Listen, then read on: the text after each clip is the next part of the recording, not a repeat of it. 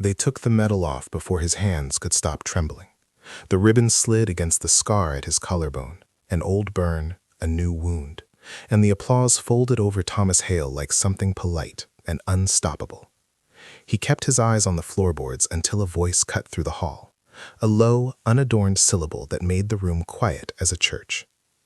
"What a nation owes you," General Whitaker said. And when the general's gaze found him, it was not the parade ground salute of a man who gives orders, but the gravity of a judge. For a single, dangerous second, Tom felt seen and erased at once.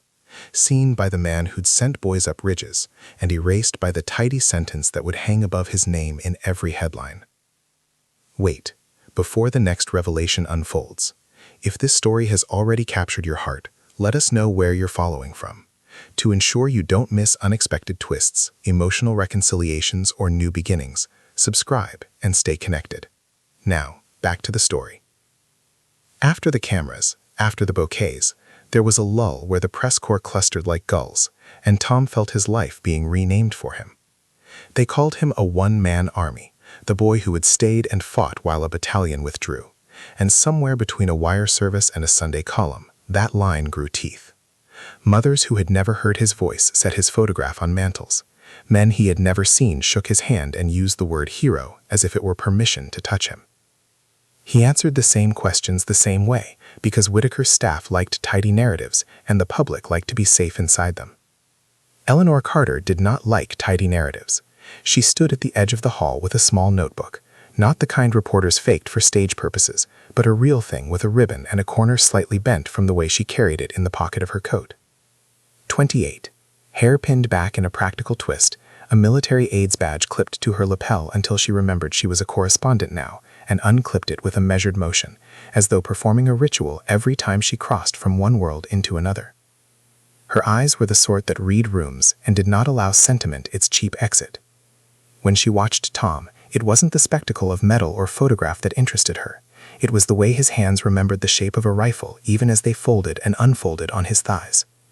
He saw her 5 minutes into the press scrum, bent over an older photographer, whispering, authority in a softer register than Whitaker's, but authority nonetheless. Later, when she came forward to introduce himself, he felt something taut unwind inside him, a string that had held all the applause together. "Miss Carter," he said, which was polite and confused all at once. He knew reporters, knew they wanted lines they could stitch into leads. She presented him with a different kind of question. "Tell me about the night you stayed." Her voice did not ask for a story, it asked for a memory. Tom blinked, as if waking. He could have recited the official log, hold the ridge, cover the withdrawal, delay the enemy's advance. But the log was not what his throat kept dry. He had been young and afraid and reckless in ways medals do not ennoble. In the flash of pupils and lights and mechanical click of cameras, he thought he could smell smoke and wet wool. He thought of names lined up on paper, and might have said them aloud if the room had not been full of ministerial reverence. General Whitaker watched both of them from the dais, like a man considering whether to cut a string he could not afford to let loose. He had the face of a man who had made difficult calculations and lived with them because the country asked him to. In public, he shepherded Tom through the ceremony like a shepherd leads a lamb. Privately, he shepherded narratives. A word from him could shelter a man or smother a truth. The press release he authorized that afternoon called Tom's act "Courage Under Fire," but the general's private counsel to his aides was longer, more exacting. "We make him whole," he told them. "We make him necessary. We do not let the enemy claim the explanation of what happened on that ridge." Nell's recorder sat in her palm like a talisman. She had come with a suitcase, a degree in history, and a conviction that the lives arranged by generals deserved their unvarnished pages. Her father had taught her how to fold maps. Her mother had to count the seconds before a kettle boiled. Her brother had taught her how to whistle in a way that carried through a house and made the whole place seem held together. That brother had died because someone at the top ordered a diversion no one could call clean. When she had accepted the assignment to shape Tom Hale's story, she had not told Whitaker where she had come from. She knew, in the clinical way those with a ledger of grief learn, what it cost to let a tidy story take the place of messy truth. Tom pulled his coat tighter against the draft of congratulatory hands and felt her question like a small, hot coal. "I held the line," he said, because that is what he had been trained to say, and because Whitaker's speech had nodded something in him that wanted order. Nell wrote, but her pen moved not to take dictation, but to find a space between what he said and what his eyes testified. He looked at her like a man trying to recognize himself in a mirror badly hung on a wall.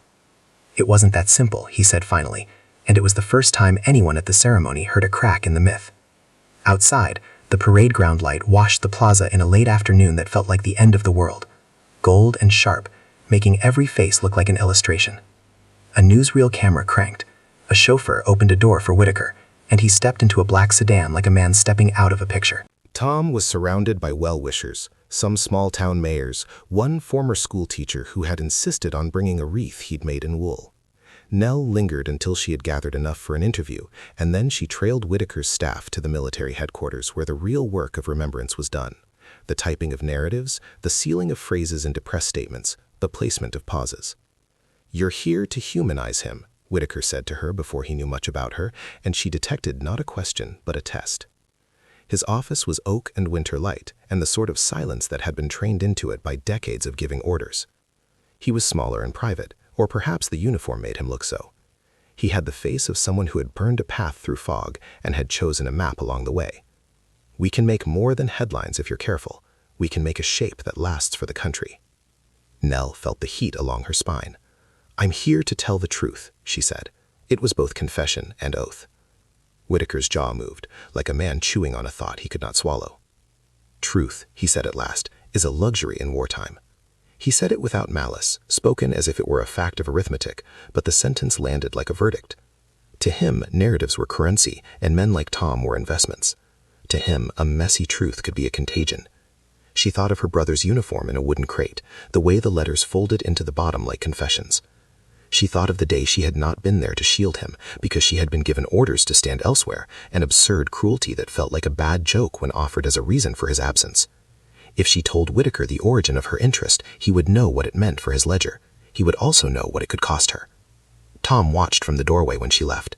He felt the gravity of Whitaker's presence like the aftershock of a bomb, necessary for survival, dangerous for truth.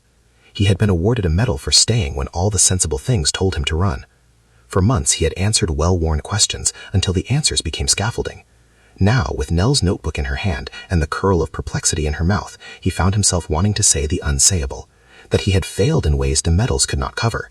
That he had watched boys he loved die because orders were orders and because someone on a hill thought diversion worth the price. Their first conversation after the ceremony was not private. A wire reporter crowded them, a coffee vendor mistook them for an impediment, and apologized with a contriteness that belonged to people who had seen more than they'd been told. Nell pressed the recorder to his hand like a lifeline, then lowered it again. "Tell me about the badge," she said softer now, and Tom's fingers closed around the metal as if to keep it from falling through him. He told her, haltingly, about the firefight and the way time folded in on itself, about the sound of shells like far-off trains and the faces of men who had been boys in civilian clothes. He did not tell her what Whitaker had withheld from the public, that there had been orders to hold, to bait, to lose some so others could live, that the battalion's plan had included a diversion that failed and left a seam through which the enemy poured. He did not tell her that a compass of guilt spun in his chest, and that sometimes at night he woke to the memory of the ridge clipped in starlight, his hands smelling like cordite and clay. Nell's pen did not stop. She catalogued the things he said and circled the moments he did not. When he spoke of fear, she wrote down the exact phrase and underlined it. When he laughed, an awkward, surprised thing, she framed it in her notes like a caveat. She did not yet know whether she would make him a myth or a human. She only knew she could not make him a monument on a pedestaled lie. By dusk, when the presses had whirred their last headlines and the band had packed away its brass, Whitaker summoned Tom to his office for a private word. Nell was told to wait in the anteroom, close enough to hear voices, far enough to be invisible. She learned Whitaker's private language soon enough, not necessarily what he said, but the way silence filled the spaces between words. He spoke then, not to rebuke, but to instruct, in the slow cadences of institutional preservation. "We will need you to hold to the story," he said. "There will be temptations, contradictions, those who profit from turning acolytes into villains. Stand firm." Tom's jaw worked. He had wanted to confess, to untie the knot that had made him a figure and kept him in it. But Whitaker's hand on the small of his back felt like a map laid over his heart. "If I tell the truth," Tom asked, small as a child in armor, "what will happen?" Whitaker's eyes, which had seen much, did not soften. "The nation will flinch," he said. "It will decide who it needs at dawn." In that chamber, an old man spelled for a younger one a future arranged in neat fractions, fame or excommunication, comfort or ostracism. Tom thought of towns with mantles waiting for his picture, and of boys whose names were ledgered in an unopened file. He thought of a life taught between obligation and confession. Nell left the building with her notebook heavier than when she'd entered. She had recorded an opening. She had also learned the measure of the opposition, an old general who could play stories like dominoes, setting them up so that one fall broke all the rest. She had another secret pinched behind her teeth, the name of a brother that would not leave her throat. Her assignment had been to humanize a hero. Already she felt the tug of another imperative, to be loyal to truth, even if that loyalty broke a nation's comforting mirror. At the edge of the city, as evening folded light into long, honest shadows, Nell stood at a tram stop and realized the first dilemma the job had given her. Tell Tom's truth and risk collapsing the mythology that made him safe, or let him be the one-man army everyone needed and live with the cost of another silence. Her fingers curled around the recorder until the plastic bit into her skin. She had come to shape a legend. She was now at the threshold of choosing whether to expose the seam or to stitch it invisible again. The choice lay before her like a field of barbed wire, and the next step would be the one that decided for more than two people. Tom's face in the lamplight was a map of decisions, a terrain of flat plains and sharp ridges where guilt had dug footholds. He surprised Nell by speaking not in grand confessions, but in fragments, the way someone pulls threads loose and finds the shape underneath. "We didn't know it would crumple that way," he said. We thought the diversion would work. We thought someone would come back with a signal or a laugh. Instead, it was silence and mud, and his voice ran out like a shoe on a wet flagstone. They had left the headquarters under the pretense of a walk. Whitaker's office still smelled of paper and old coffee. The general's shadow sat in the doorway like a warning. Nell had suggested the walk. She told herself it was to give Tom air, to collect interviews without the press pack and the band of admirers. The truth was smaller and bleaker. She wanted to learn how the man behind the ribbon moved when no one applauded, and to see whether the private man matched the public photograph. The city beyond the building was a place of ordinary lives, grocers stacking crates, a woman hanging a wash, a child running ahead and then looking back to make sure someone followed. Those little scenes of normalcy made the war seem obscene and immediate all at once. Tom kept his hands in his pockets, though there was no draft. Sometimes he stopped and looked at Nell, as if he were considering whether she was flesh or a sharper kind of question. "Do you ever think about the men you write about?" he asked suddenly. It was not a reporter's question. It was the kind of thing one says when afraid of how the other will answer. "All the time," she said. "If I don't, I'm just arranging trophies on a shelf." She wanted to be brisk. She wanted to protect some professional distance. But the truth had a soft insistence. "Why do you ask?" He chewed the inside of his cheek like a boy. "Because I keep wondering whether you will make me a thing to be looked at, or whether you'll listen." There was a tremor in that sentence he couldn't steady with the metal at his throat. Up close, the metal looked like a coin with a story burned into it. Up close, Tom looked small and ridiculous and gloriously human. They found themselves at a small, shuttered cafe where a radio played a slow, wary tune through the window. Nell bought 2 coffees from a stooped proprietor who knew by the way Tom carried himself that he had been made of a different sort of day. He poured their cups without asking and set them down like an offering.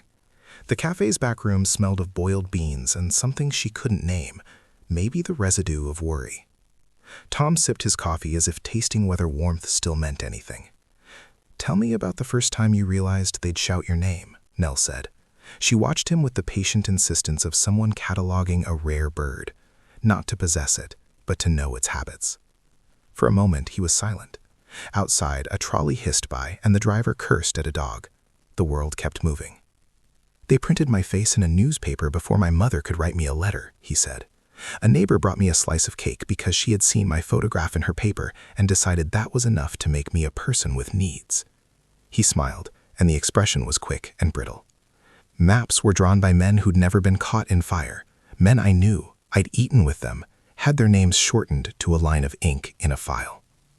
His hands moved, trying to corral the memory. There were letters at the station, dozens, some from people who wept and some from men who wanted me to speak at their clubs. I wanted to tell them I didn't deserve it.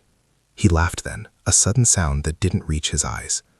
Nell wrote, but her writing was no longer neutral. She underlined where he faltered, circled the parts where a laugh tried to cloak something keener. "Why do you think you got the medal?" she asked. It wasn't a trick, it was a wedge. He was quiet for a long while. When he spoke again, it was as if he were speaking to himself. "Because I stayed. Because my rifle jammed at the wrong time and then unjammed at the right one. Because I had a better angle, an old habit of watching, and because someone shouted my name, and I answered." He looked at Nell, and the vulnerability in his face made a soft thing loosen in her chest.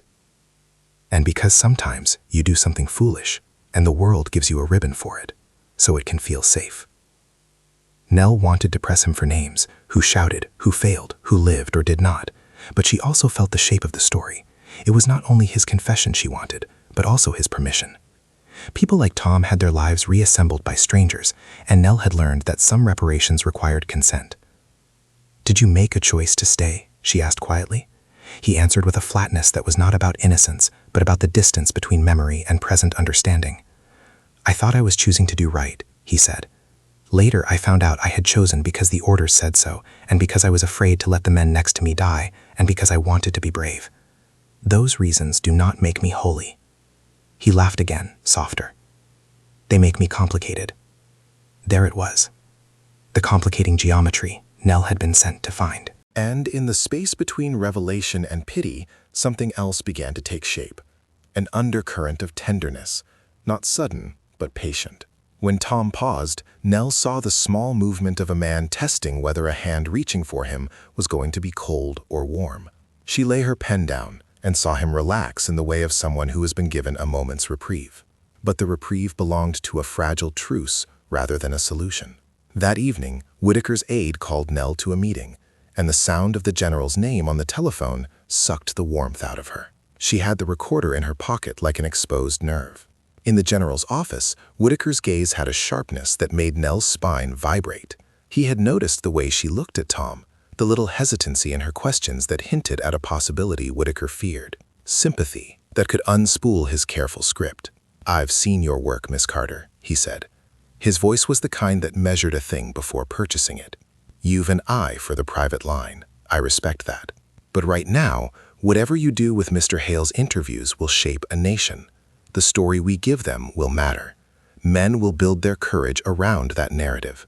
Nell kept her face even. "But the truth matters, sir," she said. It sounded smaller in the room than in the street that evening, as if confessed in thin air. Whitaker's smile was a closing door. "Truth," he said, "is sometimes a luxury we cannot afford." He sat back and folded a photograph into the palm of his hand, the one everyone had seen. Tom, rifle raised, eyes mad with something like prayer. "We have to think of stability. The public needs hope, Miss Carter. Do not mistake my point. Hope must be rooted in reality, but reality can be chosen in a way that does less damage." His eyes locked to hers, and for a second, Nell felt more like a ledger than a woman. "Shape him with care." The words landed like a stone. Nell left his office with them hanging in her ears. She walked the city with Whitaker's outline pressed to her back, and Tom's hungry, tentative trust in the pocket of her coat. That night, her apartment felt both more like a refuge and a cell. She spread her notes across the table, the press release, her scribbles, his halting responses.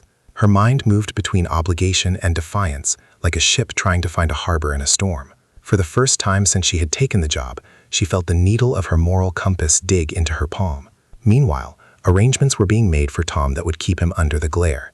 Interviews scheduled, a radio appearance, the inevitable tour of small towns with banners. The machinery of admiration had its own appetite, and Whitaker was a man who fed it, believing that a steady diet of heroes kept the home fires lit. Tom received the schedule like a man handed a map he did not know how to read. "They want me to be something I don't understand," he told Nell as they shared an errand at a bakery. 2 loaves of bread and some fragile pastries he couldn't justify buying alone. "It's easier to be what's expected," Nell said, "but it's lonelier too." She watched his hands, the way they trembled when he reached for something he loved. "You don't have to be the whole country," she added, surprising herself with the softness of the phrase. "You can be yourself." He looked at her then with a look she would later remember like a prayer. "What if myself is not what they want?" he asked, not pleading for applause but for permission. the vulnerability was a thing that could lift or break you. Nell wanted to answer with the bluntness of her recorder, say the truth and let the future sort itself out.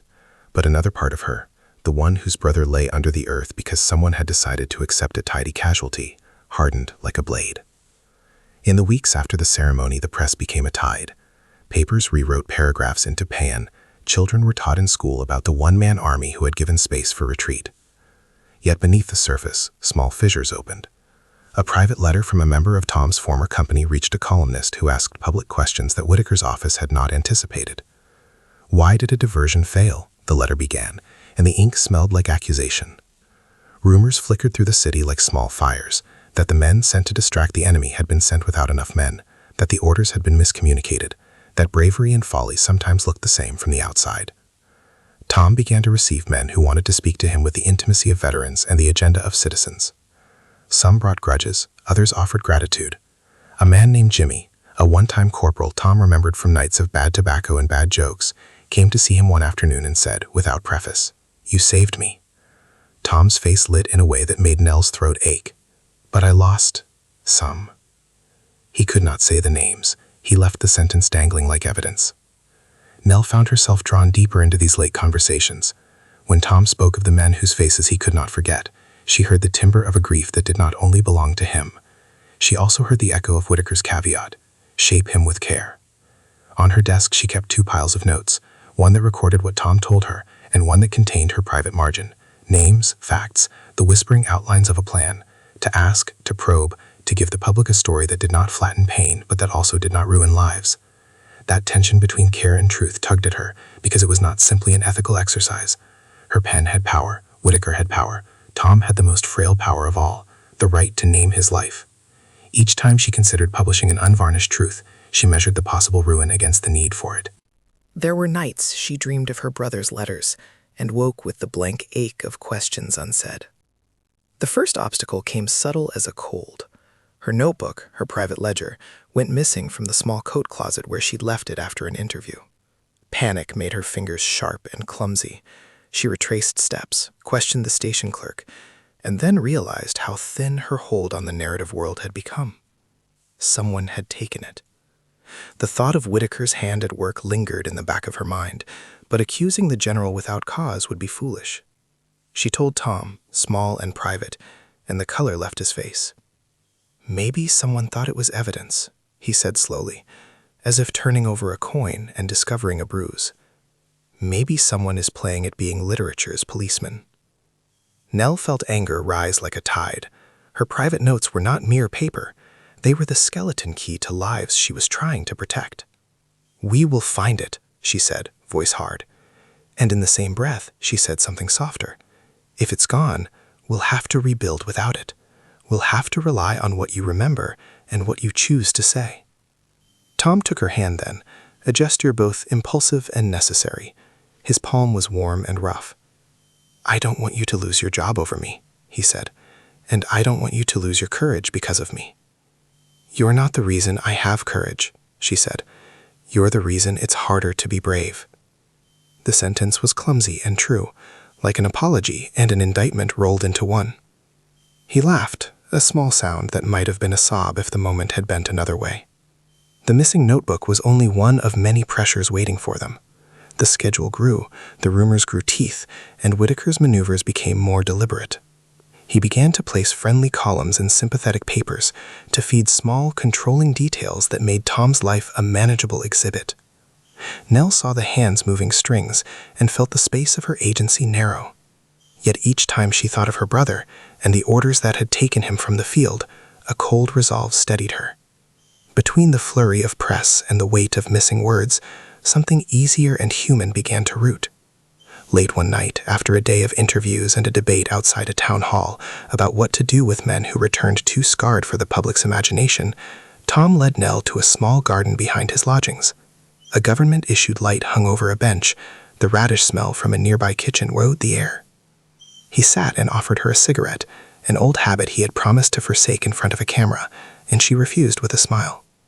"We can pretend this is ordinary," he said, and in the way he said it, the word ordinary tasted like a salve. Food, light, bad tobacco, not speeches. Nell came closer and sat. The night felt like a glass separating them from the rest of the world. "Tell me a thing about that night that isn't in any paper," she said. It was both invitation and challenge. He closed his eyes. "There was a boy," he said. He kept humming. He thought it would keep the enemy from listening. He hummed the same stupid song for 2 hours, and then he was quiet forever. Tom's voice broke on the last syllable, and something in Nell, a woman who had catalogued obituaries and letters, shuddered. She reached out and placed a hand on his forearm. It was a small, mortal comfort. He looked at her then as if she had given him permission to be less of a hero and more of a man who had survived and remembered. They sat in silence, two people whose lives had been reshaped by a war that insisted on tidy endings.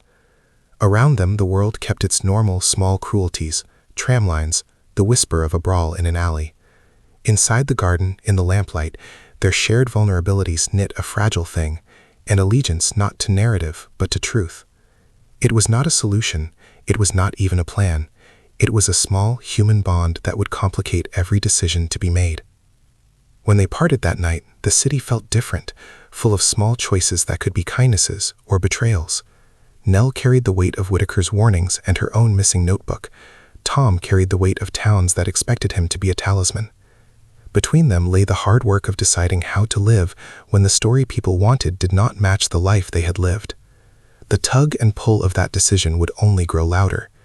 They did not yet know which of them would bend first, or whether bending would mean breaking or becoming more. But they understood, in the raw intelligence of people who have seen too much to keep pretending, that the next move would not be simple, and that whatever path they chose would demand the kind of courage metals could not quantify. The first public fracture wasn't a shout. It was a paragraph, 2 sentences in a small regional paper that slipped beneath the radar of Whitaker's notice and into the hands of men who liked rumor like men like whiskey. "Witnesses suggest confusion, not calculation," the column read. "Some of those who stay say it was panic that held the ridge, not courage." The piece did not name Tom Hale. It hardly needed to. The photograph of the young man with the medal was already in the paper's archive. The paragraph arrived like a splinter under a nail. Nell read it in the dark of her bedroom with the radiator ticking a cautious rhythm at her feet. The words were cruelly economical. Underline, panic, query, contradiction. The sentence opened a door she had not considered, that someone could redesign a hero into a tragedy with the patient cross-stitch of insinuation. Her stomach turned hot. She had lost her notebook, its pages were missing, the private ledger gone, and now the air around Tom was full of the smell of smoke again, only this time it was the smoke of a reputation smoldering. Tom called before she could decide whether to tell him in person. She could hear the linen of his voice through the receiver, the way his breath made the line a fragile wire. "Did you see?" he began. "I did," she said, not yet steady. "Where did it come from?" He was quiet, too, the way people are in front of small catastrophes. "They're saying I panicked," he said finally. The words were small and absurd on the phone, as if some radio operator patched them through a public address system by mistake. "You didn't," Nell replied, the truth anchoring her. "You held. You did what you could." It was the sort of defense she might have made for a stranger. It felt like treason to make it for him, with a voice that was also soft with something else. "But someone is trying to rewrite the night." Tom's laugh was an ugly thing, halves of a man trying to arrange a whole. "Someone started a campaign, an article here, a whisper there. It finds purchase like rot and wood." He paused. "Did you keep anything in the notebook? Names? Details that could refute them?" She should have said yes. She should have said, "I have everything," and let him sleep. Instead, she said, "It was taken." Silence sharpened between them. "Taken?" Tom's fingers might have been on the banister. His voice was the sound of a person climbing and finding his hand empty. "By whom?" "I don't know," she said. "And that is the worst part. Whoever has it can curate my omissions the way a surgeon curates a scar."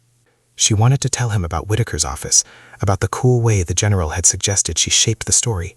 She wanted to tell him about her brother, about letters and wood crates, and the reasons she could not let official stories smooth over cost. But the phone line kept her words between them like a bridge, and she did not know how much of the bridge to reveal. "You'll find it," Tom said. It was not bravado. It felt like a vow, and vows in that voice made Nell's throat ache. If someone is trying to erase what happened.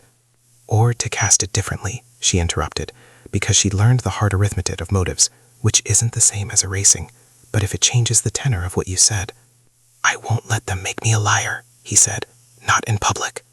Not in private either, she corrected, softer. You don't have to be a myth for me, Tom. They hung up with the ritual of people who had to keep guard over each other in a world that lied easily. The next morning, the smear spread like a clean thing being overturned. Letters to editors, a radio host reading out concerns, a columnist's aside about the fickleness of applause.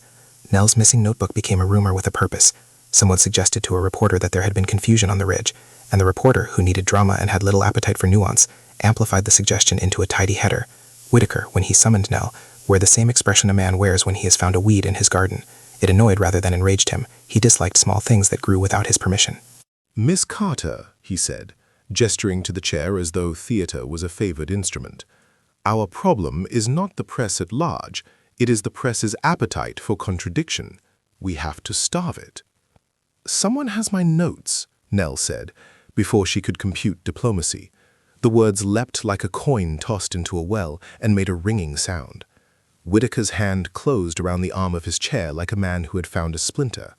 Not unexpected, he said. People take liberties. You must know the rules of this place. Information moves like water. If you do not direct it, it will flood where you do not want it to go. Do you know where they went? Her voice was careful, anger now a cold, useful tool. Do you know who took them? He looked at her then with a lightness that made the air go thin. There were things in his face she had not catalogued. Fatigue, yes, and calculation, but also something like a ghost of regret. No, he said, and perhaps that is your failing. You place too much faith in paper over people. Or perhaps you assume the world is honest because you would be honest in it. The implication was not subtle. But you must understand, Miss Carter, that sometimes we sacrifice particulars for the cohesion of the many. Her mouth opened and closed. She imagined her brother's uniform in a crate and felt the lids open. So you would make the sacrifice for the many, she said, and she did not mean numbers. She meant names. You would erase my brother's story the way you erase a wartime casualty, absent-mindedly, like a mark on a ledger. Whitaker's face tightened, and for a second the veneer slipped. He leaned forward in a movement that made him less a man of oak and more the tired patient of too many days of battle. Do not throw words like that against me without proof. This is not a place for personal vendettas. Proof? Nell's laugh was brittle. There is always proof in the soil of the past. People tend to forget that. Whitaker's hands were fists now. You answered a call, Miss Carter. You have been given access. Use it with discretion, or you will find the institution not only indifferent, but active in its defense. It was a warning and a promise. Nell left with it like a stone in her pocket.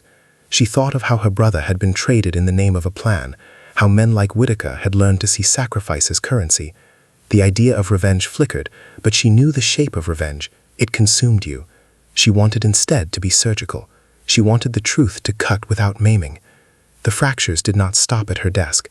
Tom, hearing the rumor that his courage might have been panic, recoiled in a way that was small and terrible. He began to refuse some engagements, then agreed to others with a mechanical politeness that bored into Nell's ribs. At a regional hall, he stood on a platform and answered a question about composure, and the audience cheered as if the very sound of his voice would settle the matter. Yet in quieter rooms, the laughter that followed him was the kind that looked for cracks in plaster. A man Tom had fought beside wrote a letter to a friend, claiming he had seen another man's hands shake before the order to hold. Another voice, a stranger's, suggested the medal had been awarded for luck as much as for steadiness. Nell tried to be a harbor. She wrote pieces that were careful with their truths, that humanized without demolishing. She delayed publishing anything that would inflame. But she had enemies she could not see. Somebody selling parts of her notebook, somebody choosing which margins to reveal. A photocopy of a page that had never been meant to be public arrived on Tom's lodging room table like a challenge. It contained a fragment, "We held because orders," and below, in a different hand, an annotation, "Panic disguised as duty." Tom saw the paper before Nell did. He brought it to her as if the act of giving could inoculate the wound. "There it is," he said. Nell recognized the scrawl, not her writing hand, not Tom's. It was the script of someone who annotated for reasons other than memory. A critic's hand. "They've started choosing for us," she said. The sentence was a condemnation and a plea. She wanted to confront Whitaker outright, to accuse him of orchestrating a whisper campaign. But part of her knew the truth could be more complicated. Agents in the press office, a junior aide with ambitions, a veteran with a grudge selling a fragment for coin. Whitaker himself could be a weather system rather than a single mind. Pinpointing blame would not necessarily mend what had been broken. And yet the heart of the fracture was not just external. Nell had withheld her full history, her brother, his death, the way it sat like a stone at the bottom of her chest. And Tom, who felt betrayed by public suggestion that he was something less than steady, could not help but misread a reticence as a distance. When she tried to explain that the missing notebook was not a scandal she had manufactured to create drama, he had looked at her as if she had suddenly become a stranger with a small weapon. "Why didn't you tell me?" he asked one night, the question a knife politely wrapped in linen. "If you had told me who you were, if you'd said you had lost someone, maybe I would have understood." Nell felt the words sharpen and land like an accusation. "Because I didn't want you to become my case study," she said. "Because I didn't want to turn your life into a ledger to settle my score. You are the only one I trusted to keep me human," he said. "And now," his voice thinned, "now it feels like you kept a ledger instead." The fracture between them was not dramatic in the sense of shouts and slamming doors. It was the small cold that travels up a spine when someone decides to hold their truth like a coin and not spend it. Nell wanted to reach forward and bridge the gap with confession. She tempered herself with the knowledge that her confession could also be a weapon. Tom wanted honesty, sure, but he wanted it from a woman who had come to his side unencumbered by past grievances. He had believed, foolishly and tenderly, that they were both stepping into a future made of simple facts. At the center of their breaking was another truth. They were not standing on the same field. Tom's wounds were immediate and public. Nell's were covert and intimate. Each thought the other had a stronger claim to sacrifice. In the days that followed the paragraph that birthed the rumor, they lost small pieces of each other. A look held too long and withdrawn, a joke not completed, the steady presence that had been a kind of lifeline. They became like two people in a ship, both trying to steer with hands that had forgotten a common language. Nell resolved then, in the sterile clarity of a woman pushed to the edge of what she could hold, to find the notebook, not only to clear Tom's name, but to prove to herself that she could be honest in a world that valued tidy myths. It was both an act of righteousness and a piece of selfishness. The two were not easily separated. She began by retracing her steps, by asking for the small kindnesses of clerks and bus drivers who had seen a woman with a ribboned notebook. She dug through filing rooms and asked photographers, the ones who still respected an ethical line. She made herself as small as she could in offices where men with less noble faces made quiet calls. And in the quiet, the fractures widened. Whitaker's staff, sensing a loose thread, began to fortify their lines. Tom received an invitation to speak at a rally organized by a man whose slogans smelled of control. He demurred. The press smelled blood and came closer. Nell received a boxed parcel with only the top page of her notebook inside, annotated badly and sent as a threat. Someone wanted not simply to ask questions, but to dictate which questions were permitted. When Tom found the page on his table, he looked at Nell as if she had been wounded, and he could not understand why he felt anger first and a want to protect second. "Who were you hiding from?" he asked her, the demand soft and bright in the dark room. "From those who would pick the bones of truth," she said, "and from those who would use it to make monsters of men who are already human." It was not a convincing argument for a man whose picture was on every mantle. To him, human was sometimes insufficient. He needed absolutes, or at least the safety of them. The world offered him the medal and the mantle, and now the possibility that both could be sniffed out like a scent in wind. Nell offered him something else, complication, mercy, truth, because she believed the last of those was the bravest thing available. They slept apart that night, separated by the thin distance of a small bed, and a world that had suddenly become fierce and lit by rumors. The city went on making its choices. Streets were swept, posters hung. A small boy learned to whistle a tune that would later be taught in schools as an example of resilience. But beneath the pattern of normal life, the fractures of their lives widened like fissures in a frozen river. Subtle at first, then a certainty that would one day break the surface. The next revelations would not be gentle. They would demand naming, choosing, and possibly losing. Neither of them could yet see which losses would be their own. They found the notebook in the end, in a space that smelled of dust and the faint sweetness of paper kept too long. An attic above a printing press where old headlines were stored like sacramental relics. Tom had gone there without Nell at first, a private man following a line he hoped would not lead to a cliff. and he'd come back with ink on his knuckles and a look that made Nell's knees soften into something like hope. "Someone sold bits," he said simply, handing over a bundle of photocopies wrapped in ground twine. "But they kept the original." The attic was lit by a single lamp that hung like a small moon. It cast their faces in the close, honest light that confessions like best. Nell unfolded the notebook and ran her thumb along the page edges as if checking for wounds. The missing pages were there, yes, some torn, some annotated in the merciless ink of someone who wanted to prod rather than to understand, but the bulk remained. It felt like reclaiming a body from a morgue, terrifying and tender in its finality. Tom watched her with a concentration that looked like prayer. "Are you going to—" he began. "Publish," she finished, and the word made the floor feel like a stage. She wanted the truth to be precise, to hold its own without becoming spectacle. She also wanted to protect the men whose names were margins in her notes. "Yes," she said, "but not as a hammer, as a portrait." He breathed out, relieved and afraid at once. "And Whitaker?" The name dropped between them with the weight of a cannon. Whitaker had resources and enemies who would not hesitate to use his office as an instrument of persuasion. They did not need to dismantle him, to be honest. They only needed him to stop naming the terms for them. Nell folded the notebook shut and met Tom's eyes. "We ask him to listen," she said. "Then we tell the truth, whether he does or not."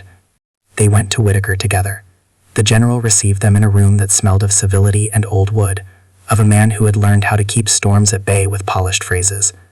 He listened as Nell spoke first, voice controlled, the ledger of her brother left behind the way one leaves a handkerchief in a pocket until it is necessary to mourn. She read aloud a passage that did not indict but illuminated, a fragment of Tom's memory, a list of names, a detail about a failed signal that explained how the diversion had become a trap rather than a tactic. Whitaker's face did not change much while she read. When she finished, when the last syllable hung like a bell, something in him, perhaps fatigue, perhaps a lifetime of seeing men as chess pieces, moved. He folded his hands, as if he could fold away consequence. "Your responsibility," he said, voice low, "is to the country. And the country's responsibility is to its men," Nell answered. "To those whose names end up in files, and those whose faces fill mantles. You taught me to love structure. I ask you now not to let structure become a lie." There was a long beat where three people weighed the tilt of the world. Whitaker's jaw worked. His soldier's instinct for preservation warred with the small human regret that had grown like a secret in his chest. He had fashioned narratives to keep morale. He had also, in private, tended lists of names like a man cataloging his ghosts. "There will be consequences," he said finally. "The people will flinch." "Let them flinch," Tom said, voice steady for the first time in a long while. "Better to hold a man who is imperfect than to worship lie." The admission was a sacrifice. He knew what the loss might mean: less money, fewer invitations, a stranger's pity.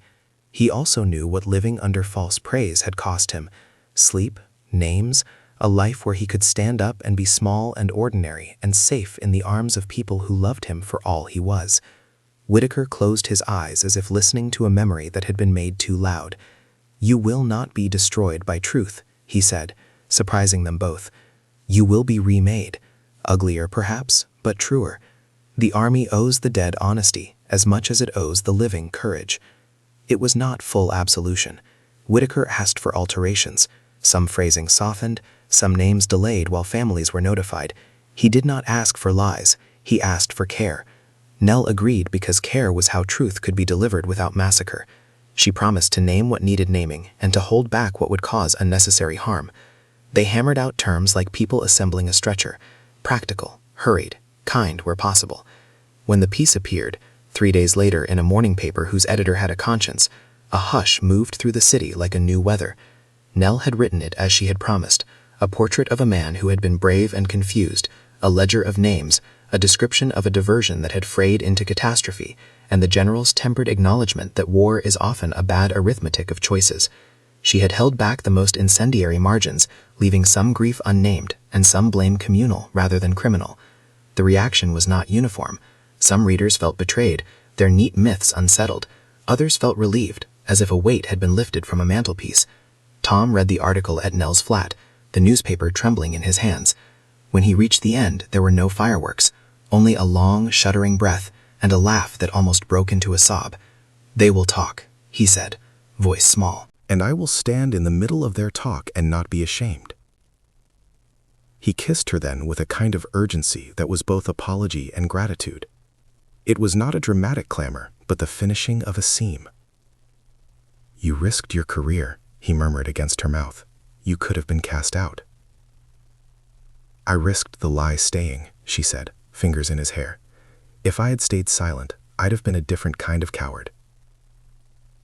Whitaker kept his distance at first, then came to see Tom in his lodging, and, in a private moment, put a hand on the younger man's shoulder like a benediction. "You did what you thought right," he said. "I did what I thought necessary. We mend it now as men who can speak the truth." Tom looked at him steadily. "Mending is not forgetting." They rebuilt, slowly. Tom refused the lecture circuit that would have turned his scar into income. He took training work for new recruits, teaching them the small mercies of survival, how to be human in a machine. Nell's article earned praise and scorn in equal measure. She lost offers from papers that preferred simpler heroes, and she gained a readership that wanted truth more than romance with a safe ending. Whitaker retired months later, the weight of his choices visible in the way he walked, and he visited Nell and Tom one afternoon with an old photograph and a small apology that was almost a prayer. "You were right about one thing," he said. "Truth matters. It was my failing to think otherwise." In the quiet that followed the public storms, their love grew not from grand declarations but from small, selected sacrifices. Tom gave up the easy adulation that might have eaten him alive. Nell gave up a faster career arc to write, slowly and with care, the lives of men who had been flattened by national appetite. She published the full ledger eventually, with family's consent, and the country read names and grieved properly. Whitaker accepted heat for the sake of honesty, and found, in losing a little of his authority, the strange relief of a man who no longer had to keep watch over illusions. One night, months after the attic and the torn pages and the lamp, they walked along a river as winter leaned in.